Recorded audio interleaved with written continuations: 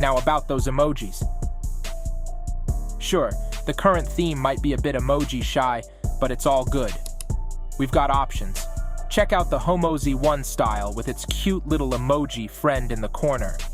Anywhere you see the little emoji on the style button, you have this option. So we switch it up, head back to captions, and start adding emojis to emphasize. Just add a few though, as less is more here. You might see that Submagic's already got this covered. It'll automatically sprinkle them in based on your text. Mad, right? Bam! You get a money bag emoji,